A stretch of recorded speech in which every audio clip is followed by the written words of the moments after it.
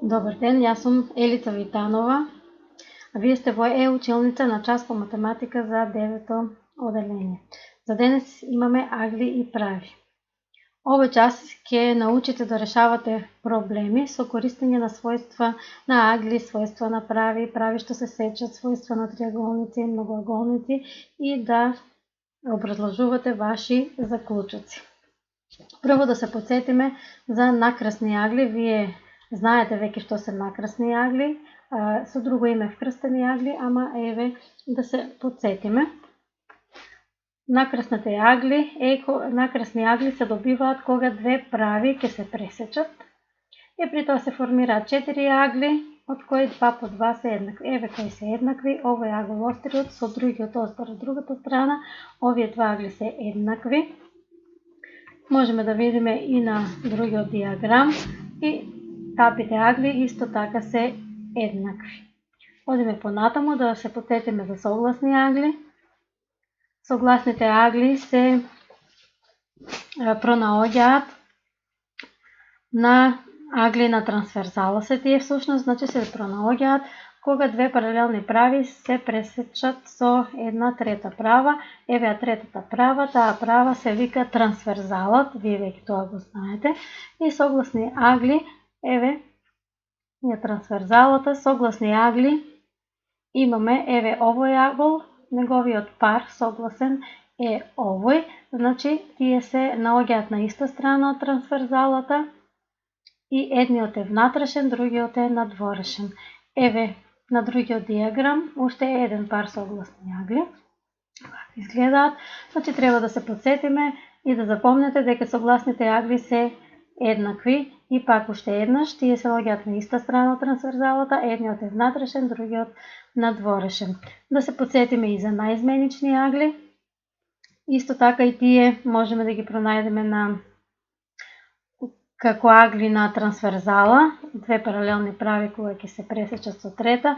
Еве сега оваа ни е трансверзалата и тука исто така ќе пронајдеме еден пар наизменични агли.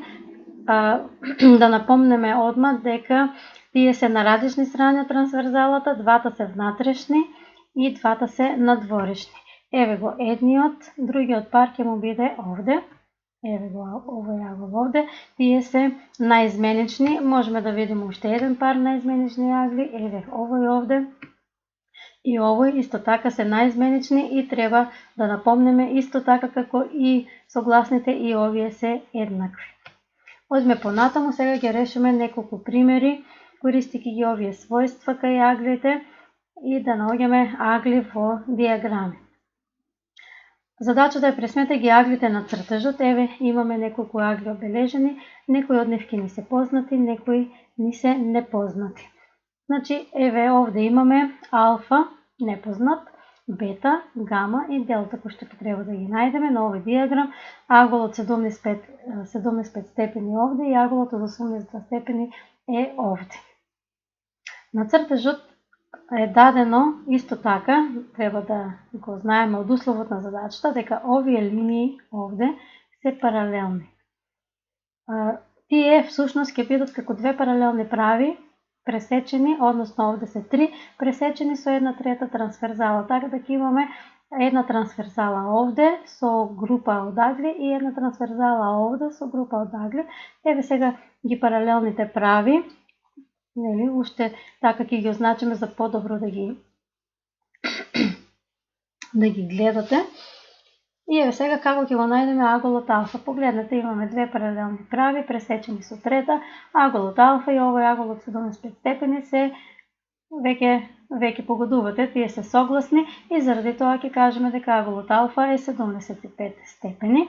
Истото можеме да го согледаме и овде на другата страна. Значи и ова страна ја сметаме како трансверзала, така да аголот бета е согласен со аголот од 82 степени и овде ќе кажеме дека бета има 82 степени. Така да ги најдовме алфа и бета, сега имаме уште гама и делта да ги најдеме. Гама сега како ќе го најдеме, веќе гледаме дека овде ќе мора на некој друг начин да одиме. Тие не се согласни, не се ниту наизменични, ама знаеме дека овде веќе ќе можеме да формираме еден агол кој што е наизменичен со 75, така да еве сега гама ќе го најдеме. Овој агол му го наоѓаме неговиот наизменичен е овој овде. Еве, тие се наизменични. И гледаме дека овде гама и овој агол тука, кој што е 75 степени, образуваат права. Штом образуваат права, нивниот збир е 180 степени, така да ова својство ќе го искористиме и сега аголот гама е 180 минус 75, аголот гама е 105 степени, веќе дојдовме и до аголот гама, сега уште аголот делта да го најдеме. Еве сега тука ќе разгледаме еден четириаголник, овде имаме 2, 3 четириаголници, ама еве ние ќе го разгледаме овој четириаголник овде и шрафираниот. Кај овој четириаголник ни се познати веќе 3 од аглите, само делта ни е непознат и ќе го искористиме кое својство. Веќе ќе ви текне збирот на агли во збирот на внатрешни агли во четириаголник, тој изнесува 360, така да кога ќе ги собереме сите овие треба да дадат 360. Овде гама делта ни е непознат, така да од тука многу лесно делта ќе најдеме дека е 98 степени. Еве ги најдовме сите, алфа 75, бета 82 степени, гама 105 и делта 98 степени. Со тоа задачата ни е решена. Одиме понатаму на еден друг диаграм, треба да најдеме исто така ќе најдеме два непознати агли. На овој диаграм имаме триаголник впишан во кружница. Од него треба да најдеме аголот БОЦ, еве овој аголот БОЦ и аголот ОЦА, овој црвениот тука, со црвениот лак, а дадени се аглите АОБ 128, значи овој агол овде и овој агол 110 степени. Значи, ние треба да го најдеме БОЦ. БОЦ треба да го најдеме, ово е овде БОЦ, како ќе го најдеме? Гледаме овде 3 агли, кога ќе ги собереме овие 3 агли, тие формираат 360 степени, така да ова својство ќе го искористиме и ќе го најдеме нашиот сега баран агол, тој ќе биде разлика од двата соберени од 360, значи 360 минус 110 плюс 128 и веќе добивме дека аголот БОЦ е 122 степени. Сега идеме кај аголот ОЦА да го најдеме. Таму мораме да го разгледаме триаголникот АОЦ. Еве овој триаголник АОЦ да го разгледаме и ќе кажеме дека овој триаголник е рамнокрак. Зошто е рамнокрак? Значи, страната ОЦ му е еднаква со страната ОА. Тие се краците, значи овој агол, оваа страна овде е основата. Па ќе искористиме сега аголот при врвот го имаме. Значи, еве, Востановивме дека триаголникот е рамнокрак, бидејќи ОА и ОЦ се радиуси, а радиусите каде и да се повлечени се еднакви во една иста кружница, така да поради тоа сме сигурни дека овој триаголник е рамнокрак. Аголот при врвот му е 110, така да останува за аглите при основата да имаме 180. Кога ќе извадиме 110, аглите при основата двата се 70. Само еден агол е 35, бидејќи аглите при основата се еднакви. Ќе повториме. Со тоа го добивме и аголот ОЦА дека е 35 степени. Вие за дома имате на ист начин да го пресметате аголот ОЦБ, значи аголот ОЦБ да го пресметате на ист начин, а аголот АЦБ ќе го пресметате, значи АЦБ ќе го пресметате гледајќи сега наредната задача и наредниот диаграм. Еве да видиме што имаме понатаму. Исто така имаме еден диаграм на кој што ни е познат еден агол и треба да го најдеме аголот алфа. Еве овој агол алфа да го најдеме. За Да го најдеме овде аголот алфа, ќе мора претходно да воведеме едни нови поеми на кои на вас не ви се досега познати. Ќе воведеме поем централен агол и периферен агол. Така да ќе го разгледаме аголот BOC, овде BOC. Тој ќе биде централен агол, значи ќе го викаме централен агол. А тоа е таков да неговото теме се наоѓа во центарот на кружницата, а неговите краци ја сечат кружницата. И еве го овој агол овде е тој BOC. Ќе кажеме дека и овој е рамнокрак, како претходно гледаме дека неговите две страни се всушност радиуси на кружницата, значи тоа е рамнокрак. И во овој случај имаме даден еден од аглите при основата, така да и овој агол е 25, веќе имаме 50 степени.